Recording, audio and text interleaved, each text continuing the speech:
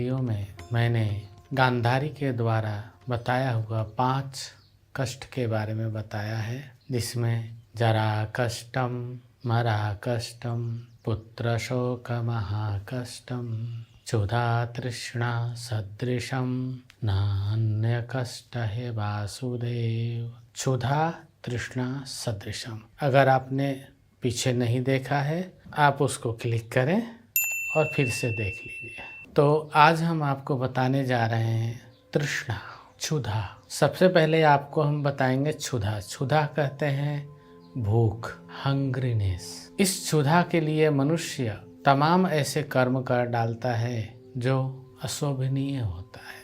संतों ने कहा है, हे जगत के पालनहारे, हे जगत के पालनहारे, दुख बनाए अनेक जी, सबसे बड़ी है क्षुधा दुख सुनो, सबसे बड़ी है क्षुधा की दुख सुनो, टीके न सामने एक जी। ये क्षुधा का दुख ऐसा दुख है कि इसके सामने एक भी नहीं टिका।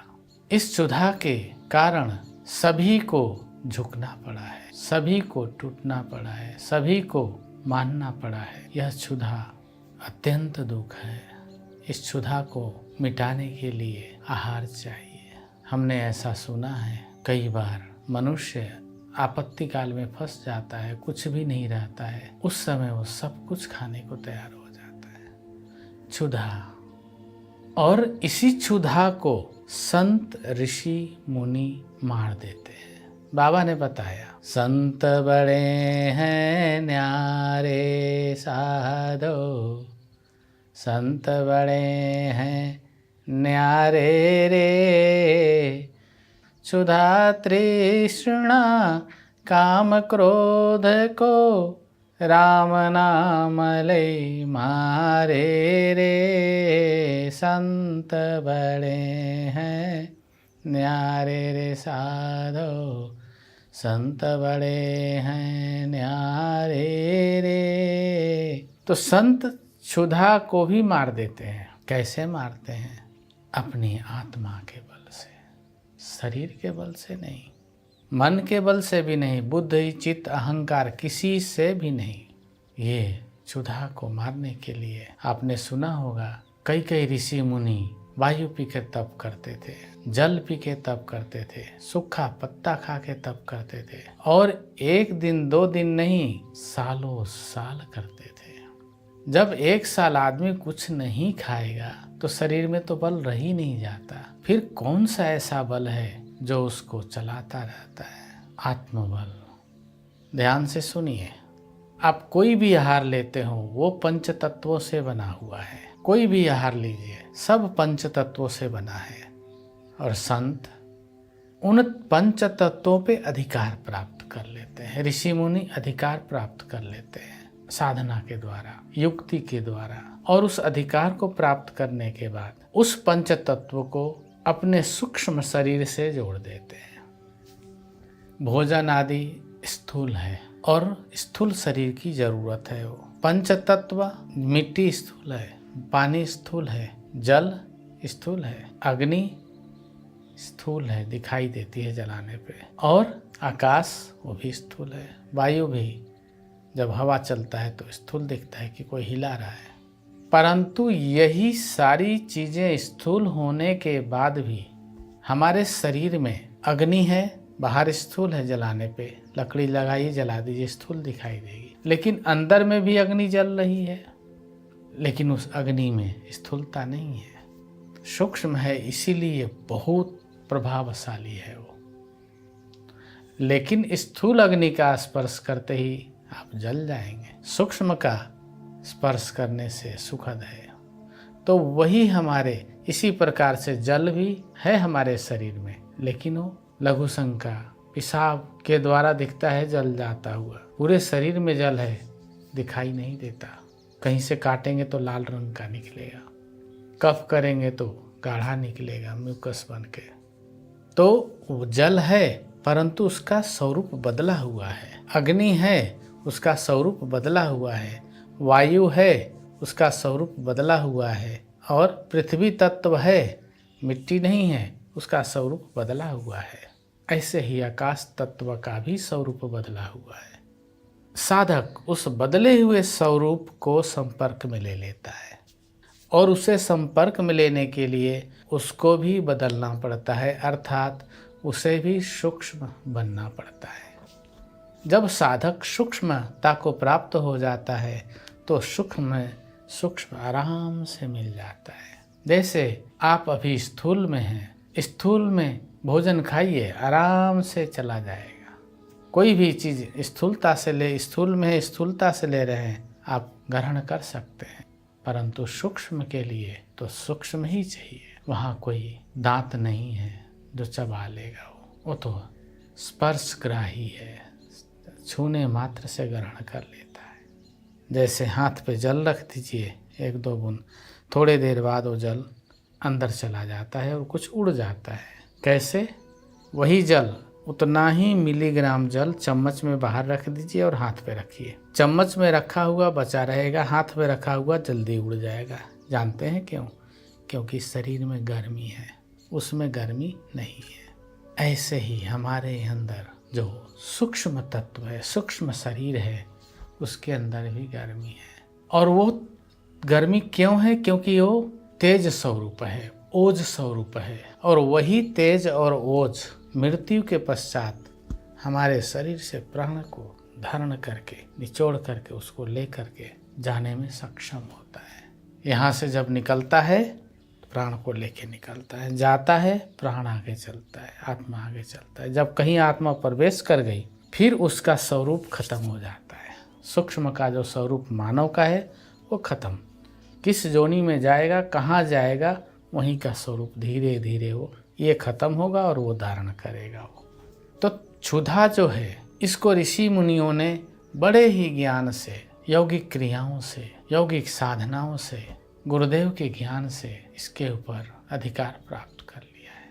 और जिसको ये अधिकार प्राप्त हो जाता है वो क्षुधा के ऊपर, तृष्णा के ऊपर, जरा अर्थात वृद्धावस्था के ऊपर, मृत्यु अर्थात मौत के ऊपर, सभी के ऊपर वो अधिकार प्राप्त कर लेता है और अपना जीवन भजन साधन चिंतन में लगा करके ईश्वर लीन अवस्था को प्राप्त हो जाता है। जैसे हमारे गुरुदेव देवराहा बाबा सरकार, बाबा ने कहा, बच्चा मैं मृत्यु के ऊपर सिंह के समान हूँ, मेरी उम्र 1 पहर रोज बढ़ जाती है। यही कारण है। क्षुधा मनुष्य को सब कुछ करने पे मजबूर कर देता है जो वो नहीं भी करना चाहता है। तो क्षुधा से कोई बचा नहीं है, कोई बचेगा नहीं।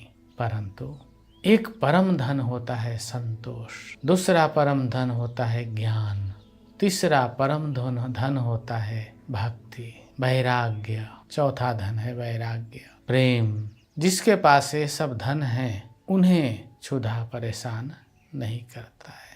कहते हैं कि क्षुधा के बस में आकर के बड़े बड़े राजा महाराजा भी झुक गए। मैंने अपने गुरुदेव देवराहा बाबा को कभी भोजन करते हुए नहीं देखा। मैं आगे बताऊंगा बाबा क्या खाते थे, वीडियो आएगी। तो ज्ञान, भक्ति, वैराग्य ये सब जरूरी है। तो इस प्रकार से क्षुधा पे अधिकार पाना हो, नहीं प्राप्त कर पाएंगे। या गुरुजी की संगति हो, गुरुजी बताएंगे बच्चा ऐसे कर ले। हम लोग बहुत कुछ किए हैं इससे बचने के लिए। एक बार मैं हिमालय गया, वहाँ पे एक जड़ी होता है, संतों ने बताया एक बार खा लो 1-1.5 महीने तक भूख नहीं लगती। मैंने उखाड़ा, उसके कंद लिए, पकाए, पकाने के बाद उसको शहद और घी में मिला के खा लिया। कई दिनों तक भूख नहीं लगी, लेकिन फिर लग गई क्योंकि रोज़ पहाड़ चढ़ते थे। ऐसी ऐसी औषधियाँ, जड़ी बूटियाँ हैं जो भूख को मार देती हैं। ऐसी ऐसी प्राणायाम भी है जो भूख को मार देता है। परंतु जो साधारण व्यक्ति है, इससे वंचित है, तो क्षुधा जो है एक महाकष्ट है। ये भी एक बहुत विशाल कष्ट है। इसके लिए संतों ने कहा है, साईं इतना दीजिए प्रभु जी इतना दीजिए। जिसमें कुटुंब समाए ठाकुर इतना दीजिए। जिसमें कुटुंब समाए मैं भी भूखा ना रहूं। अतिथि भी भूखा न जाए। इतना दीजिए जिसमें सब कोई खा पी ले, समा जाए सब कोई। भक्त हो या साधक हो या गृहस्थ हो, किसी भी आश्रम में हो, कर्म के द्वारा, मेहनत के द्वारा क्षुधा को मिटाने का प्रयत्न करिए। और जब नाम मिले तो साधुओं की तरह, हमारे साधुओं में कहावत है, राम नाम है झोली खजाना। राम नाम है झोली खजाना। भूख लगे तो मांग के खाना। मिल जाए तो राम का दाना। ना मिले तो भूखे सो जाना। राम नाम है झोली खजाना। भूख लगे तो मांग के खाना। तो मिल जाए तो राम जी का दाना है, नहीं मिले तो भूखे सो जाओ राम राम करते हुए। हम भजन में गाते भी हैं, राम राम राम राम राम राम राम राम राम राम राम राम राम राम राम राम। राम ही खाना राम ही पीना। राम ही खाना राम ही पीना। राम ही ओढ़ना बिछौना जी। राम ही ओढ़ना बिछौना जी। राम नाम है सत्य रे प्यारे। राम नाम है सत्य है प्यारे। बाकी खेल खिलौना जी। बाकी खेल खिलौना जी। राम पे भरोसा रखना है, कर्म करते जाना है, कर्म करते रहिए। कर्म किए जा फल की इच्छा ना रख रे इंसान। जैसा कर्म करेगा वैसा फल देगा भगवान। गोस्वामी जी ने भी लिख दिया इस पे, प्रारब्ध पहले रचा पाछे रचा शरीर रे। रे मन तुलसी दास के धरत क्यों नहीं धीर रे। प्रारब्ध की रचना पहले हुई है, शरीर पीछे मिला है। राम जी कभी अपने सेवकों का हक नहीं छीनते, वो तो दाता है। दाता एक राम भिखारी सारी दुनिया। देव एक राम पुजारी सारी दुनिया। तो वो सबको देने वाले हैं। राम नाम मैं विश्वास करता हूँ, मेरा अनुभव है। ऐसे जगह फंस गए जहाँ कुछ भी नहीं है, कष्ट हुआ, समय से नहीं मिला, लेकिन मिल गया। तो सारे जगत के पालनहार सबका पालन करता है। उन्होंने कहा है, जैसे एक माँ अपने बच्चे की रखवाली करती है, पालन करती है, मैं जो मुझे भजता है उसको उसी प्रकार रखता हूँ। तो भूख है, क्षुधा है, उसको अनेक प्रकार से आप मिटा सकते हैं, पूर्ण कर सकते हैं और उसका आनंद भी ले सकते हैं। तो क्षुधा कोई कठिन चीज़ नहीं है, कठिन है समझना, बुझना और निवारण करना। क्षुधा शरीर का धर्म है, आत्मा का नहीं। क्षुधा असंतोष का धर्म है। क्षुधा अज्ञान है, ज्ञान से उसको तृप्त किया जा सकता है। तो माता गंधारी ने भगवान से बोला कि हे कृष्ण, क्षुधा और तृष्णा ये दोनों ही महाकष्ट हैं। आपको मैंने क्षुधा के बारे में बताया, अगला वीडियो तृष्णा के बारे में बोलेंगे। गुरुदेव की असीम कृपा है।